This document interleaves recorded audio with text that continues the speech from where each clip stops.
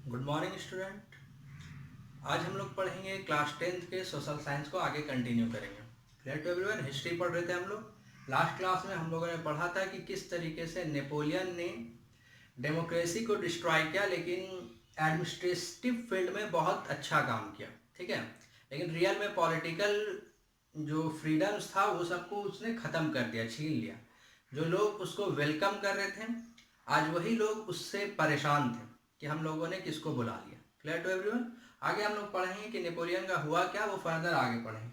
अभी का जो टॉपिक है एनसीईआरटी में, उसका नाम है the making of nationalism in Europe. राष्ट्रवाद यूरोपियन कंट्री में बना कैसे। ठीक है, पहले जान लेते हैं कि राष्ट्रवाद बनने में प्रॉब्लम क्या था यूरोपियन कंट्री में, शुरू से ही राष्ट्रवाद क्यों नहीं था। ठीक है, तो उसके लिए समझते हैं हम। अभी अगर हम लोग मैप उठाएं और Germany, Italy, Switzerland, Holland, Hungary, ये सब का अगर हम लोग देखें तो हम लोग डिफरेंट टेरिटरी दिखेगा कि यहाँ से यहाँ तक में जर्मनी है, ऐसे करके आपका हॉलैंड है, सब कुछ अपना दिखेगा। लेकिन अगर उस टाइम का हम लोग मैप उठाए तो हम लोग देखेंगे कि यही जर्मनी, इटली, स्विट्जरलैंड, ये अलग अलग किंगडम्स में बटा हुआ था। डिफरेंट किंगडम्स में, किंगडम्स मतलब अलग अलग राजा वहां पे राज कर रहे थे। ठीक है, कुछ हिस्से में डचीज लोग राज कर रहे थे, कुछ हिस्से में कैंटून्स लोग राज कर रहे थे। यानी सिंपल कहने का ये मतलब है कि कोई डिफिनिट जर्मनी, इटली या स्विट्जरलैंड नहीं था। कुछ हिस्से में डचीज लोग थे, कुछ हिस्से में कैंटून्स लोग थे। उसी तरीके से अगर ईस्टर्न और सेंट्रल यूरोप का हाल देखें हम लोग, ठीक है, कोई डिफिनिट नेशन ही नहीं था। जब तक नेशन नहीं होगा तब तक नेशन स्टेट नहीं बनेगा, तब तक नेशनलिज्म का भावना नहीं आएगा। नेशनलिज्म किसके लिए होगा? नेशन के लिए होगा, कंट्री के लिए होगा। तो पहले कंट्री तो डिसाइड हो जाए कि मेरा कंट्री कहाँ से कहाँ तक है, किस तरीके से मेरा नेशन है, हम लोग को कौन सा कॉमन लैंग्वेज बोलना है, कैसे सरकार चुनाएगा। तो यही जब नहीं था तो जाहिर सी बात है कि नेशनलिज्म भी नहीं होगा। तो सबसे पहले नेशन कैसे बना, इसको थोड़ा देर में भी हम लोग समझेंगे, लेकिन उससे पहले हम लोग जान रहे हैं कि प्रॉब्लम क्या था। उसी तरीके से ईस्टर्न और सेंट्रल यूरोप जो था वो ऑटोक्रेटिक्स मोनार्क के हाथ में था। ऑटोक्रेटिक्स मोनार्क के हाथ में था, यानी राजा जिसके पास पूरा फुल अकेला था, वो अब पूरा का पूरा ताकत था। इस यूरोपियन कंट्री में डाइवर्स पीपल रहते थे, यानी अलग अलग तरह के लोग रहते थे। ना उनका कॉमन लैंग्वेज था, ना उनका कॉमन कल्चर था, ना उनका कॉमन ट्रेडिशन था, ना वो कॉमन कपड़ा पहनते थे, ना ही वो कॉमनली क्या बोलते हैं उसको, राजा को देखते थे। ठीक है, कोई कॉमन कल्चर उनका नहीं था।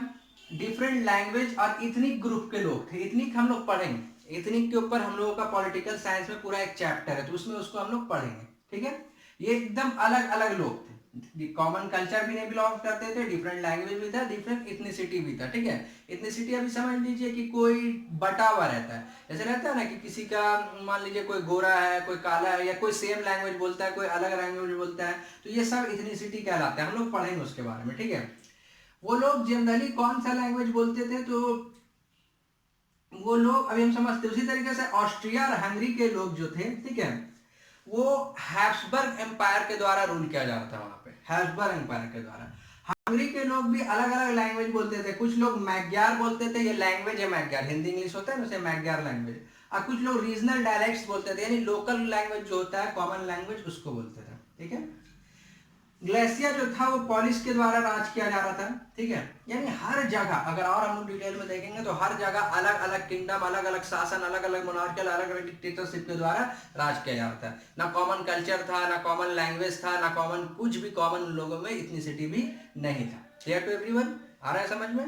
आगे हम लोग कंटिन्यू करेंगे। तो जब इतना सारा प्रॉब्लम्स था कि ना जर्मनी डिफाइंड था, ना इटली डिफाइंड था, ना स्विट्जरलैंड डिफाइंड था, ना ऑस्ट्रिया हंगरी डिफाइंड था, तो नेशनलिज्म बना कैसे? तो पहले नेशन थ्योरी, नेशन आया होगा, उसके बाद नेशनलिज्म बना होगा। ठीक है, तो इसी को आगे हम लोग कंटिन्यू करेंगे। पॉलिटिकल यूनिटी नहीं था, कोई पॉलिटिकल यूनिटी नहीं था कि हम लोग सब एक यूनाइट हो जाते हैं, राजा को हटाते हैं और उसके बाद फिर शासन करेंगे, ऐसा कुछ भी नहीं था। बहुत सारा प्रॉब्लम्स था। लेकिन एक पूरा इतना डाइवर्स होने के बावजूद, में मोस्ट इंपॉर्टेंट लाइन, इतना डाइवर्स होने के बावजूद, डिफरेंट लैंग्वेज, डिफरेंट कल्चर, सब कुछ डिफरेंट होने के बावजूद, एक कॉमन चीज था जो पूरे यूरोपियन कंट्री को जोड़ता था।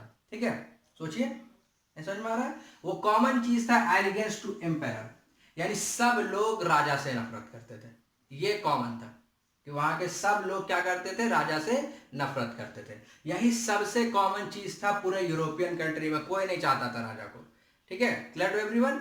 तो इसी को आगे हम लोग कंटिन्यू करेंगे नेक्स्ट क्लास में। इसका पीडीएफ में आप इसको एक बार थ्रू आउट पढ़िएगा जरूर, ठीक है, क्योंकि किस तरीके से बटा हुआ था तभी ये क्लियर होगा, ठीक है।